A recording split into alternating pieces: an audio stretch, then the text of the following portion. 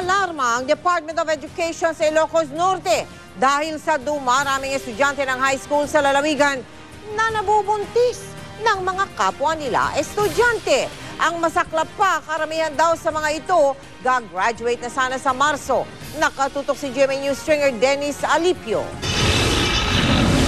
Madalas umabsent ngayon sa klase ang 16 anyos na estudyante na itatago natin sa pangalang Leia. Nahihiya kasi siyang pumasok dahil kalat na sa kanilang paaralan ang tunay niyang kalagayan. 3 buwan na siyang buntis. Sa pakipag-usap ng GMA News kay Leia, bakas ang kanyang kalungkutan dahil sa kanyang kalagayan ngayon. Nagsisisi po ako kasi kailangan po ng parents ko na dapat makapagtapos po ako, pero unfortunately nangyari na to. So, I'm looking forward para kahit ano nang mangyari, at least may baby na dadating, and that is one of the blessing na matatanggap ko. Labis na nababahala ang Department of Education sa Ilocos Norte dahil bukod kay Leia, hindi bababa sa 10 ang bilang ng mga nakumpirmang buntis na mga high school students sa lalawigan. Karamihan sa kanila ay graduating na sana sa darating na Marso.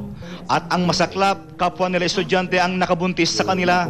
I'm really alarmed, and we need to strengthen our guidance services, and we need to give further training to our guidance counselors. At the same time, strengthen parent-teachers association so that there is closer bonding with parents. Base sa datos mula sa pinakahuling National Demographic and Health Survey, halos isa sa bawat 10 babaeng teenager edad 15 hanggang 19 ang nabuntis. Napag-alaman din sa survey, mas karaniwang nabubuntis ng maaga ang mga kabataang babae sa mga rural area, yung mga galing sa mahirap na pamilya at yung mga salat sa edukasyon. Ang mga education officials ng Ilocos Norte, hindi naman daw haharangin ang pagtatapos ng mga nabuntis na estudyante. Pabayaan natin na mag-graduate sila. Respetuhin yung kanilang karapatan na mag-graduate, at the same time siguro it will also serve as a warning to the other students. Isinisisi naman ng ilan sa mga napapanood sa telebisyon ang pagtaas ng bilang ng teenage pregnancy sa mga paaralan. Marami siguro po silang mga dahilan. Isa rin po siguro yung may broken family po sila, o kaya yung mga hindi po sila masyadong nabibigyan ng atensyon ng kanilang mga magulang. Hiniling din ang kooperasyon ng mga magulang na gabayan ang mga anak para ipagpapatuloy ang kanilang pag-aaral. Mula sa lalawigan ng Ilocos Norte, Dennis Alipio, GMA News. Wala pa rin kasagutan hanggang ngayon kung peke ba ang mga kopya ng bank record ni Chief Justice Renato Corona na inihain ng prosekusyon sa impeachment court. Kung hindi ito tugma sa orihinal na record ng bangko, pwede pa rin ba itong gawing ebidensya? Nakatutok si Tina Panganiban Perez. Mismong sa bibig ni Impeachment Court Presiding Judge Juan Ponce Enrile nanggaling. Base raw sa pagtatanong niya sa mga taga-BS Bank kahapon, hindi sa naturang bangko galing ang mga nag-leak na bank document ni Chief Justice Renato Corona. Na-audit daw ang PS Bank ng Bangko Sentral at ng Anti-Money Laundering Council. At isa sa tiningnan ang bank account ni Corona dahil sa pagkapanalo nito ng 1 million pesos sa paraffol ng naturang bangko. Illegal yun eh. Bawal.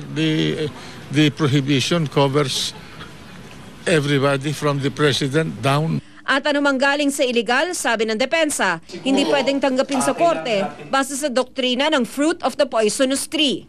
Dahil po ang ugat ng application for subpoena ay question document that is the fruit of the poisonous tree. If you use the arm of the state in conducting searches and seizure, all evidence obtained will be excluded. Pero sabi ng prosekusyon, napatunayan na sa korte na pwede pang iharap ang mga bank document kahit pa pinoprotektahan ito ng bank secrecy law. Ganito raw ang nangyari nang iharap ang bank records ni J.V. Ejercito sa impeachment trial ng amang si Joseph Estrada. Pero sabi ngayon ng prosekusyon, ang ebidensya nila ay yung mga dokumentong iprinisinta sa korte at hindi na yung sinasabing leak. Ang ebidensya namin ay malinaw na malinaw, galing mismo sa bangko. It was not the annex that we presented in our subpoena. It was actually the testimony as well as the documents presented by the bank itself. Ang Ayon sa legal expert na si Attorney Victoria Avena ng UP College of Law, sa criminal case lang daw pwedeng gamitin at hindi sa impeachment trial ang fruit of the poisonous tree doctrine. Tandaan nga natin na yun lang sinasabing peke ay yung nakadikit sa request for subpoena. Lahat ng iba pang dokumento na lumabas doon sa hearing, wala nang koneksyon. Wala nang koneksyon doon. Lumabas yung mga ibang dokumento dahil yung mismong testigo, voluntaryong nagdala dahil tinanong ng senador. Isinantabi muna ng impeachment court ang diskusyon kung peke o hindi ang hawak ng prosekusyon ng mga PS Bank document ni Corona. Nakabinbin pa kung tatanggaping ebidensya ang mga ito hanggang ngayon. Matatandaang mula sa bank document na ito, lumantad ang mga bank account ni Corona sa PS Bank na aabot ng mahigit 30 million hanggang taong 2010 na hindi tugma sa idineklara niya sa kanyang Statement of Assets, Liabilities and Net Worth. Tina Panganiban Perez, Nakatutok, 24 Oras. Si Mel Tiangco, ang inyong kapusong totoo.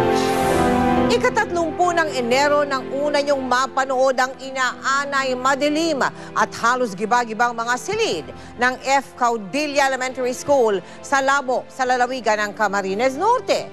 Makalipas ang 3 linggo, ano-ano na kaya mga pagbabago sa mga nasabing paaralan? Halina't silipin po natin ay 3 sa mga paaralan na ating ipinapaayos sa tulong ng Ogie and Regine Celebrity Ukay-Ukay. Tila nakikiayon ang panahon nang muli naming bisitahin ang F. Caudilla Elementary School sa bayan ng Labo sa Camarines Norte. Maaliwalas kasi ang paligid. Taliwas ito sa walang tigil na pag-ulan itong mga nagdaang araw sa bahaging ito ng Kabikulan. Gayunpaman, hindi rin tumigil ang mga taga-barangay Tigbinan sa pakikiisa para matapos agad ang pagsasaayos ng paaralan. Namangha kami sa mabilis nilang pagkilos dahil halos wala na ang bakas ng mga lumang silid. Pinakamahina po ay 10 magulang ang tumutulong dito kindapurman. Nahakot po ng buhangin, naigib ng tubig, tapos tumutulong po dito sa mga skilled worker na galing sa GMA. Habang abala mga lalaki sa paggawa ng mga silid, naghahanda naman ng merienda ang mga nanay tulad ni Aling Cynthia na may anak na nakatakdang pumasok sa isa sa 3 silid na ating ipinapatayo. Kahit na nga po ang anak ko ay grade 6B, mag-graduate na po sa April. Marami naman po na akong may mga apo, yung apo po, pamangkin, mga kaanak din at mga kabarangay na makikinabang po nito. Nagpapasalamat din po ako sa mga lahat na bumubuo nitong GMA po, GMA Foundation po. At saka lalong-lalo na po yung mga tumulong din po dito kay Ma'am Regine at kay Sir Ogie. Guminhawa po ng aking pakiramdam na maganda na po ang aming paaralan. Ayusin ko po ang pag-aaral para sa inyong lahat po tumulong sa amin.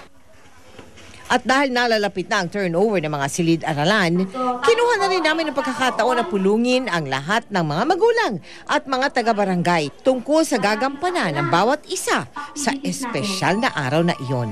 Lalo pang sumigla ang lahat ng ating ipakita ang magagandang upuan na magagamit ng mga bata. Ingatan ko po yung mga upuan na kasi po dati yung mga upuan lang po namin yung desk po na yun na tatanggal na po yung inuupuan namin. Unang beses ko lang po yung maranasan sa buhay ko po yung ganang mga kagamitan sa school. Dati po inaanap po yung classroom na ito doon po sa likod. Tapos madilim po, di po kami, tapos iniinitan po kami dahil isa lang po ang electric fan po namin. Magiging maganda na po yung classroom namin. Tapos magkakaroon po kami ng CR na maganda at maayos. Sa Biyernes na po ang inaugurasyon ng mga nasabing silid-aralan sa F. Caudilla Elementary School. Kung gaano po ang inyong pananabik, ganun din po kami. Kahit magkita-kita po tayo dyan, gayon din nagpapasalamat po kami muli sa inyong lahat na tumangkilik at nakibahagi sa Ogie and Regine Celebrity Ukay-Ukay. Sa mga nais maging bahagi ng mga projects ng GMA Kapuso Foundation, magsadya lamang po sa aming tanggapan na magdeposito ng donation sa aming bank account o sa lahat ng sangay ng Cebuana Luwal Year o mag-log on sa www.kapusofoundation.com. Alam niyo ba mga kapuso, nagsagawa din ng bloodletting activity ang mga GMA regional stations bilang bahagi ng selebrasyon ng Kapuso Month. Katuwang sa proyektong ito ang Philippine Red Cross sa Dagupan, kabilang sa mga nag-alay ng dugo ang ilang estudyante at grupo ng mga kalalakihan. Sa lungsod naman ng Davao, voluntaryong nag-donate ng dugo ang mga miyembro ng pulisya at ng militar. At maging mga kasamahan natin sa GMA Davao. Dagsa naman po mga kapuso nating Cebuano sa University of Cebu, Lapu-Lapu, Mandaue Campus. Nakalikom sila ng 135 blood bag.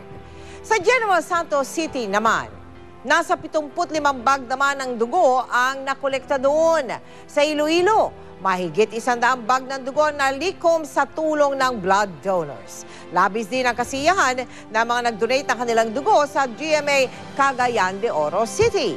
May bloodletting activity rin sa GMA Bacolod, gayon din sa GMA Naga. Sa kabuuan, 825 blood bag ang nakolekta sa mga regional station ng GMA. Susunod ang sports network ng ESPN, nagsorry kay Jeremy Ling matapos siyang insultuhin.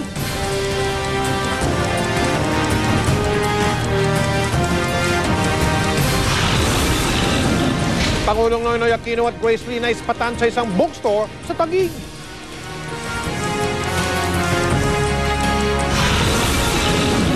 Hayden Co Jr. nag-tweet sa manoy dahilan ng hiwalayan nila ni Dr. Vicky Bello. Yoga instructor idinawit, pero pagkatapos binawi naman agad ni Hayden. Tutok lang sa pagpapatuloy ng 24 oras.